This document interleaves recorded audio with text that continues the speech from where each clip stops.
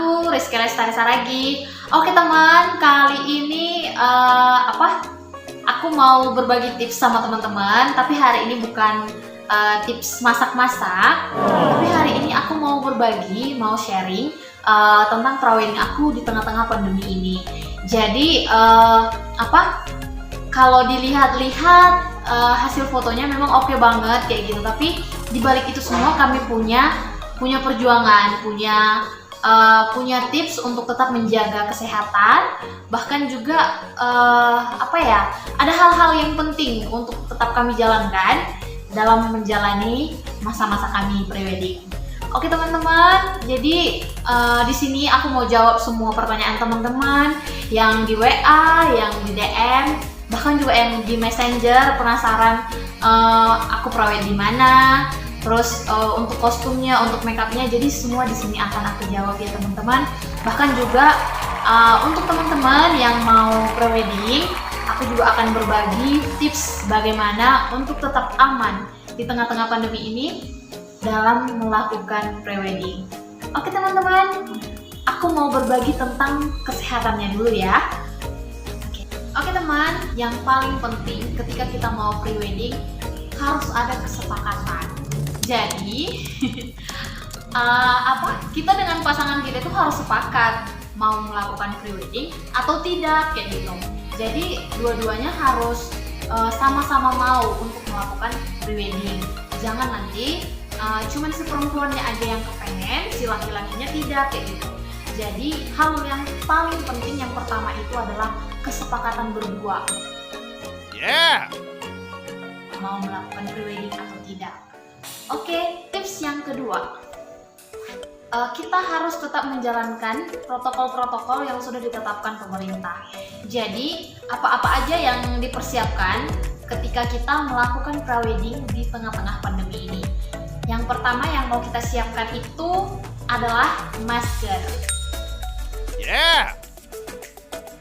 Jadi, kami menggunakan masker yang kayak gini. Kayaknya kayak gini. Kemudian kami juga membawa masker cadangan. Jadi masker cadangan yang kami bawa seperti ini, ada masker kain yang utama kami gunakan itu masker NK95. Kita jangan lupa membawa hand sanitizer. Jadi ini juga sangat efektif untuk membunuh kuman-kuman, virus-virus yang ada di tangan kita. Jadi kita juga menggunakan hand sanitizer yang bisa membunuh kuman dan virus. Jadi kami kemarin membawa hand sanitizer seperti ini. Oke, yang ketiga, jangan lupa membawa tisu kering dan tisu basah. Jadi ini sangat perlu supaya ketika kita mau ke toilet umum, ketika kita membuka pintu, jadi kita bisa menggunakan tisu ataupun tisu basah ataupun tisu kering. Terus yang selanjutnya, tips makan dan minum. Yang pertama itu kami bawa minum dari rumah kayak gitu. Jadi kami sudah stok minum. Terus untuk makanan kami itu bawa bontot. Jadi dari rumah udah disediakan bontot. Jadi itulah makan kami untuk selama kami prewedding. Jadi kalaupun kami pengen sesuatu, pengen beli roti atau beli kue, kami itu cuma Bang Jano aja yang turun untuk belikan makan.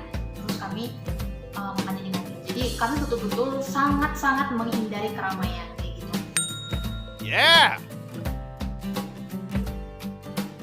Jadi ketika prewedding itu ke Medan kan zona merah. Jadi kami memang nggak ada ke mall, tidak ada ke rumah makan. Jadi kami cuman kami dari Pulau Balang ke Medan dan program prewedding sudah selesai, nggak ada mengunjungi mall atau yang lain keramaian yang lainnya. Oke teman-teman, yang selanjutnya itu mungkin penggunaan toilet umum ya kayak gitu. Di sini memang kita betul-betul harus safety. sini kita membutuhkan tisu basah dan tisu kering. Kita usahakan ketika kita pun membuka pintu toilet kamar mandi ataupun toilet umum, usahakan tangan kita itu tidak tersentuh dengan pintu tersebut gitu. Jadi kita gunakan tisu, kita buka, kemudian kita buang tisunya. Jadi kurang lebih seperti itu. Bahkan juga untuk kami sudah sediakan air untuk ke kamar mandi kayak gitu. Itu udah betul-betul kami persiapkan air untuk minum, air untuk kamar mandi. Jadi semuanya sudah sangat-sangat dipersiapkan. Jadi teman-teman, yang selanjutnya itu kita jangan lupa bawa sabun. Yeah. Jadi ini sangat perlu. Jadi sekarang ini sudah sangat gampang ya kita menemukan tempat-tempat untuk cuci tangan gitu. Dan banyak juga sabunnya tidak tersedia kayak gitu. Sementara kalau kita cuci tangan itu harus pakai sabun gitu. Itu yang sangat efektif.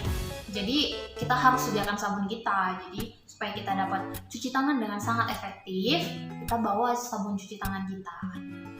Oke teman-teman, demikian tips untuk tetap menjaga protokol-protokol pemerintah yang sudah siapkan, yang sudah tetapkan. Jadi kurang lebih tipsnya seperti itu yang kami sudah jalankan. Bahkan juga di samping itu kami menjaga stamina kayak gitu.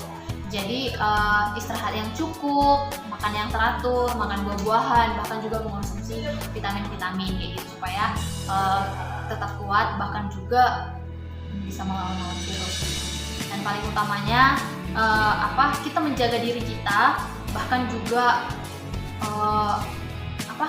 jangan menjaga diri kita aja, tapi kita itu jangan carrier gitu. Carrier itu artinya pembawa virus sama orang lain kayak gitu. Jadi ketika kami keluar, kami kebetulan bawa kendaraan pribadi, jadi ketika kami keluar kami gunakan jaket. Jadi jaket itu setelah dibuka langsung masukkan ke dalam plastik gitu.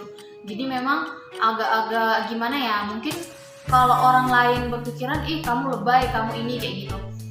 Silahkan teman-teman jangan dengarkan itu, jangan gimana ya, jangan pernah menganggap main-main dengan COVID ini kayak gitu. Ini memang betul-betul serius. Bahkan juga jangan pernah dianggap kamu terlalu lebay, kamu terlalu ini gitu. Itu demi kesehatan kita, bahkan juga orang lain gitu. Alangkah lebih berdosanya kita itu ketika kita itu carrier gitu, membawa virus bagi orang lain. Jadi safety di tengah-tengah pandemi ini semua bisa kita lakukan di tengah-tengah new normal ini. Jadi harus tetap safety. Oke, jadi ini hal yang ditunggu-tunggu, bahkan juga banyak pertanyaan teman-teman. Pre-weddingnya itu gimana? Pre-wedding atau pre-wedding sayang? Yeah. Oke. Pra-wedding ya. Oke, pra-weddingnya itu di mana? Jadi kami itu pre-weddingnya di H7. Oke, Instagramnya bisa buka di sini. Ini linknya. Ini Instagramnya Abang H7. Terus untuk H7 ini tinggalnya di Medan. Di Medan di mana? Di Setiabudi Geraha Setiabudi, dekat Metodis. Promonya itu aku dapat dari Instagram. Jadi aku save, bahkan juga mungkin kita biasa ya perempuan kayak gitu suka yang promosi-promosian kayak gitu. Kemudian tanggal pulangnya Bang Jandro sudah fix nih kayak gitu.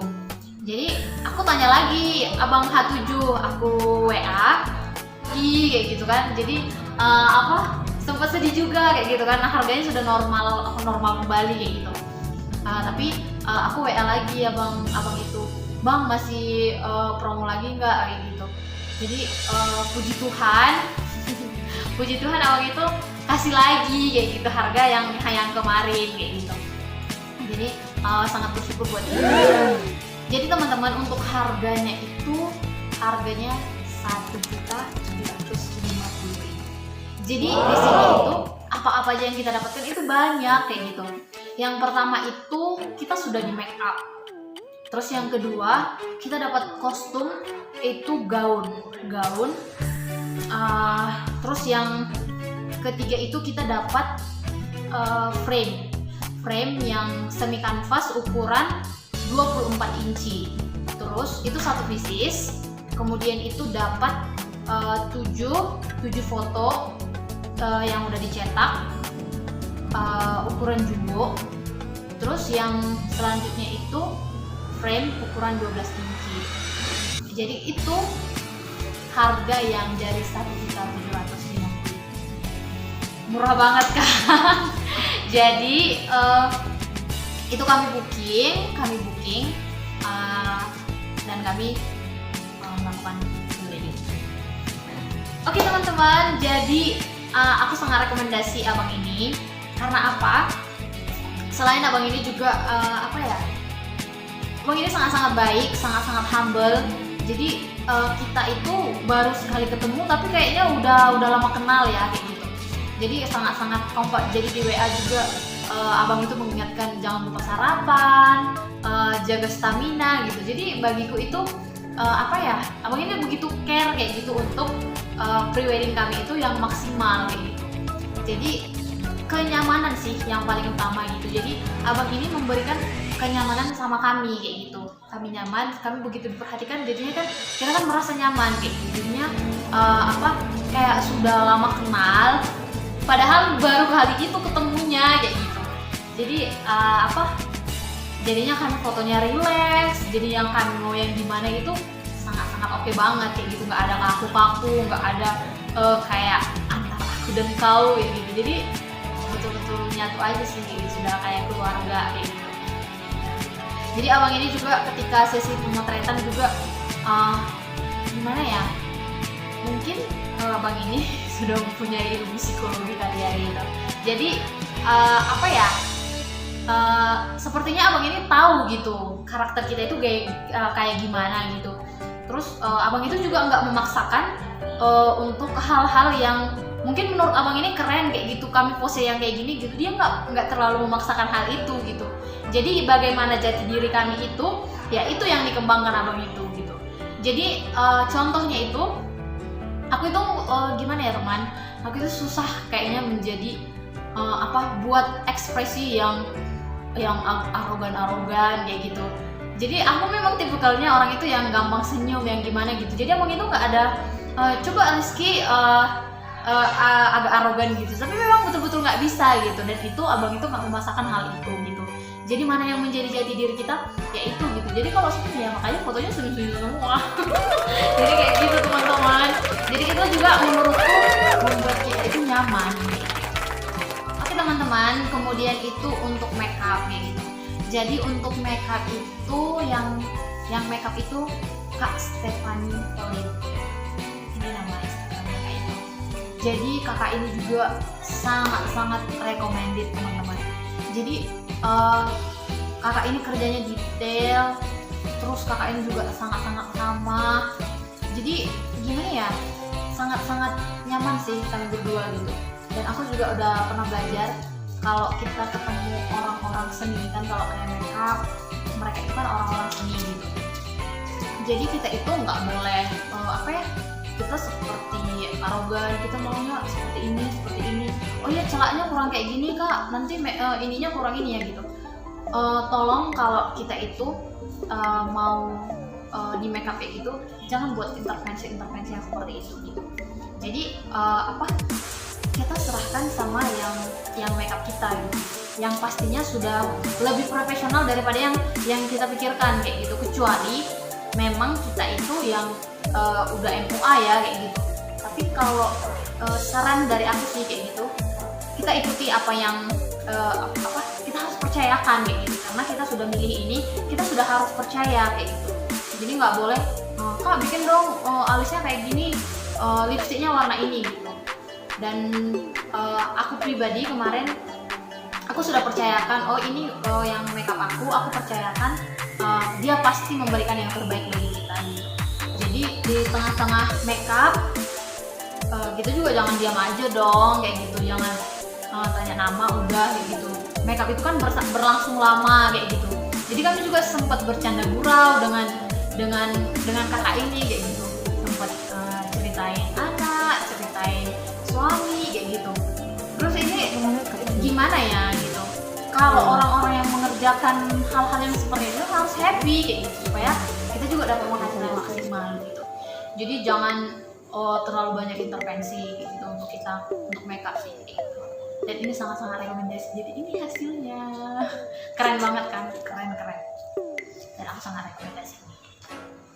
Oke teman-teman, untuk kostum, jadi ini juga banyak kali teman-teman yang bertanya ya gitu.